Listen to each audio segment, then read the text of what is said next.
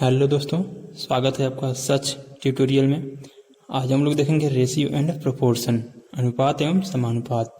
Ratio किसे कहते हैं एंड प्रोपोर्शन किसे कहते हैं, तो चलिए शुरू करते हैं। रेशियो जो है दो सजातीय राशियों के बीच, रेशियो दो सजातीय राशियों के बीच तुलना प्रदर्शित करता है।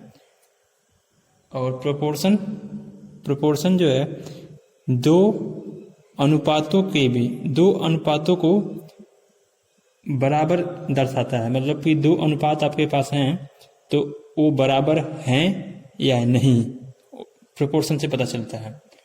जैसे दो सजातीय राशियां मैं बोल रहा हूँ, दो सजातीय राशियां। अब इन पे एक बात नोट करिएगा, सजातीय राशियां बोल रहा हूँ, मतलब दो राशियां मान लीजिए अब ए और बी, दो सजातीय राशियां हैं, तो इनके बीच तुलना दिखाता है रेशियो। जबकि प्रोपोर्शन क्या करता है, दो अनुपातों के बीच बराबर दर्शाता है, मतलब बराबर हैं या नहीं। दो अनुपात, तो पहले आप अनुपात मतलब ए अनुपात बी है, जैसे कि सी अनुपात डी। आपके पास दो अनुपात है, ए अनुपात बी भी एक अनुपात है, सी अनुपात डी एक अनुपात है, तो इनके बीच बराबर का सिंबल दिखाता है कि मतलब बराबर हैं या नहीं।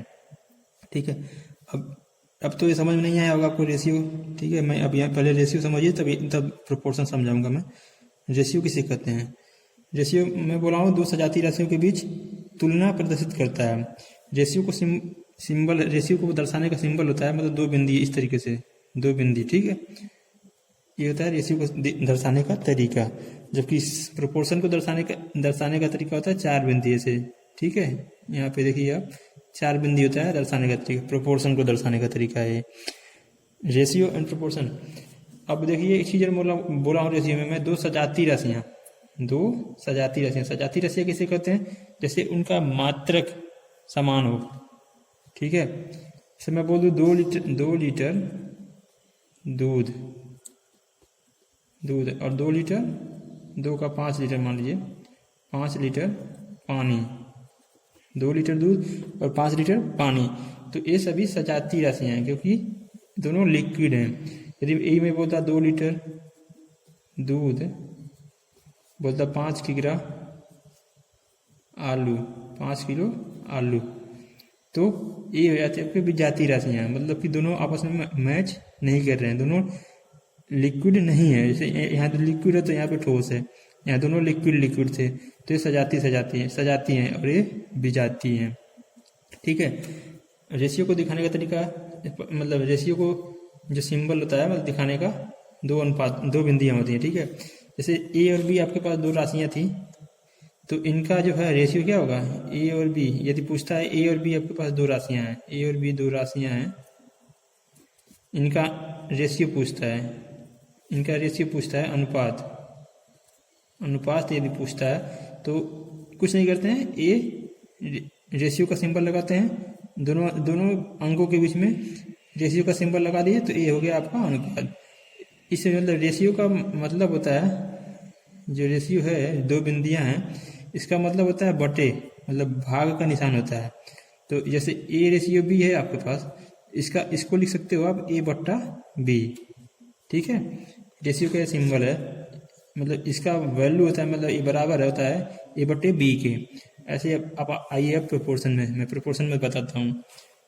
ठीक है, प्रोपोर्शन में बोला हूँ दो अनुपातों को मतलब दिखाता है कि ये बराबर हैं या नहीं। प्रोपोर्शन समानुपात दिखाता है कि दो अनुपात आपस में बराबर हैं या नहीं। ठीक है, सिंबल होता है चार बिंदी ऐसे। ठीक, तो जैसे कि आपके पास चार राशियां ए बी सी और डी हैं, सजाती हैं।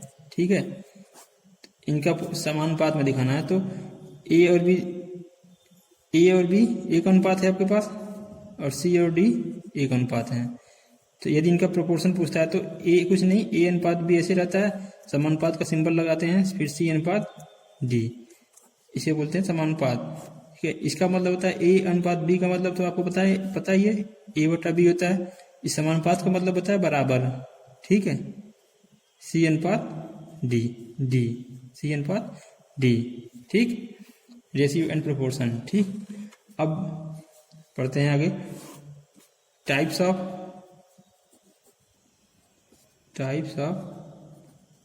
रेशियो RATIO, अनुपात के प्रकार। कितने प्रकार का होता है अनुपात? अनुपात के प्रकार, टाइप्स ऑफ रेशियो। रेशियो कितने प्रकार के होते हैं? तो पहला आप देखिए सरल अनुपात। सरल अनुपात, सरल अनुपात किसे कहते हैं? इंग्लिश में सिंपल रेशियो।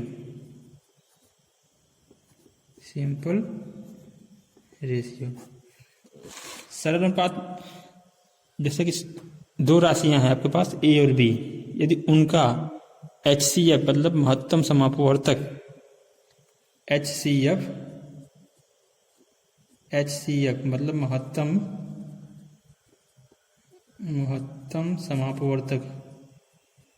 समापवर्तक यदि एक आता है, ठीक है, दो राशियां हैं, यदि उनका HCF एक आता है तो वो आपस में मतलब सिंपल रेशियो कहलाती हैं। यदि आपके पास दो राशियां हैं, उनका अनुपात दिया है, ठीक है, मान लीजिए दो राशि आपके पास A और B हैं, ठीक है, इनका अनुपात दिया है, A अनुपात B दिया है।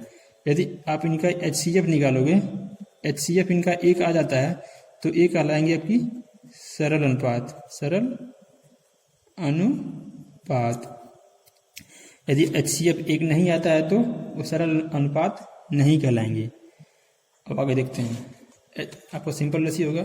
दूसरा होता है विलोमानुपात। विलोमानुपात इसे बोलते हैं रेसिप्रोकल रेशियो।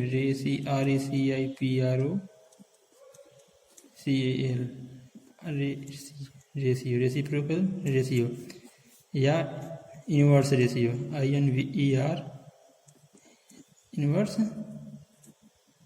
रेशियो, ठीक है। विलोमानुपात किसे कहते हैं? मान लीजिए आपके पास एक अनुपात दिया है, A अनुपात B दिया है, तो इसका इनवर्स रेशियो क्या होगा? इनवर्स मतलब उल्टा, सीधे सीधे, जैसा पता है विलोम मतलब उल्टा। इसका रेसिप्रोकल क्या होगा? B अनुपात A, ठीक है। कुछ नहीं, बस जो रेशियो दिया रहता है उसको सीधे सीधे पलट देते हैं। अंक इसके जो है, जो द्वितीय पद था उसको प्रथम पद, जो प्रथम पद था उसको द्वितीय पद बना देते हैं, ठीक है। A अनुपात B था, उसको B अनुपात A कर दिए, तो ये आपका विलोमानुपात होता है, ठीक है। अगला देखते हैं तीसरा, मिश्रित अनुपात। मिश्रित अनुपात, मिश्रित अनुपात या संयोजित अनुपात। संयोजित अनुपात किसे कहते हैं या मिश्रित अनुपात किसे कहते हैं? आपके पास मान लीजिए कोई एक अनुपात दिया है, A अनुपात से B दिया है, ठीक है, और दूसरा अनुपात दिया है C अनुपात D दिया है। A अनुपात B और C अनुपात D दिया है। मिश्रित अनुपात में क्या होता है? इन दोनों अनुपातों का आपस में गुणा हो जाता है। दोनों अनुपातों का आपस में गुणा हो जाता है। जैसे A अनुपात B को लिख सकते हो आप A बट्टा B, और C अनुपात D को लिख सकते हो C बट्टा D। इनका आपस में गुणा हो जाता है, मतलब AC बट्टा B इंटू D। इसे लिख सकते हो AC अनुपात B D। ये है आपका मिश्रित अनुपात, ठीक है, मिश्रित अनुपात। तीसरा, चौथा एक और होता है स्क्वायर रेशियो, मतलब वर्गानुपात, जिसे बोलते हैं वर्गानुपात, स्क्वायर रेशियो। आपके पास कोई रेशियो, मान लीजिए आपके पास X रेशियो Y दिया है, इसका वर्गानुपात पूछता है आपसे, तो कुछ नहीं, जो रेशियो दिया था उसका प्रत्येक अंक को सीधे वर्ग कर देते हैं। X square ratio Y square, ये आपका वर्गानुपात है, ठीक है। एक और देखते हैं वर्गमूलानुपात। वर्गमूलानुपात किसे कहते हैं? ऐसे सेम इसी का रेसिप्रोकल है, मतलब वर्गानुपात का रेसिप्रोकल। आपको दिया रहेगा X, मान लीजिए X रेशियो Y दिया है, या कोई और मान लीजिए, यहाँ पे तो कंफ्यूज हो जाएंगे आप लोग। यहाँ पे मान लीजिए आपको दिया है Y रेशियो Z दिया है, ठीक है। इसका वर्गमूलानुपात रेशियो पूछ रहा है, वर्गमूलानुपात पूछ रहा है, तो कुछ नहीं, इस पर रूट का सिंबल चढ़ा देते हैं, √Y इंटू √Z। ये है आपका वर्गमूलानुपात, स्क्वायर रूट। ठीक है, ठीक है। अब मान लीजिए एक और क्यूबिक रूट मान लीजिए क्यूबिक रेशियो पूछता है। वर्गानुपात के बाद तृतीयानुघात, ये तो कहीं पूछता नहीं वैसे। मान लीजिए तृतीयानुघात पूछता है तो x रेशियो y दिया है, इसका पूछता है तृतीयानुघात, तो कुछ नहीं, जो दिया है इसको सीधे क्यूब कर देते हैं, x cube ratio y cube.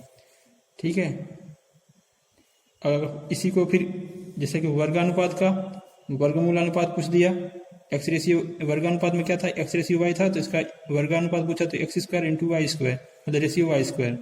वर्गमूलानुपात पूछता है, y रेशियो z दिया है तो इसको रूट में कर देते हैं। ठीक है, तृतीयानुघात में क्या होता है, x रेशियो y दिया है तो इसको क्यूब कर देते हैं। यदि पूछता है क्यूबिक मतलब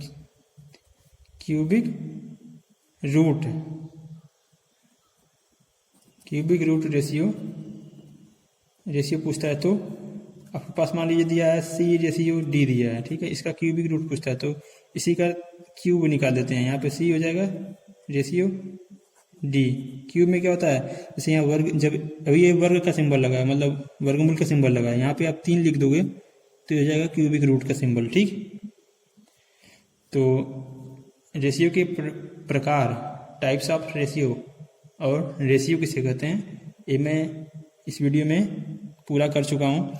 अगली वीडियो में मैं बताऊंगा टाइप्स ऑफ प्रोपोर्शन कितने होते हैं। ठीक है, यदि वीडियो आपको अच्छा लगा हो, हेल्पफुल लगा हो, तो वीडियो को लाइक करिए और हमारे चैनल सच ट्यूटोरियल को सब्सक्राइब भी करिए और इस वीडियो को अपने फ्रेंड्स के पास ज़्यादा से ज़्यादा शेयर करिए। ओके, मिलते हैं अगली वीडियो में, तब तक के लिए बाय।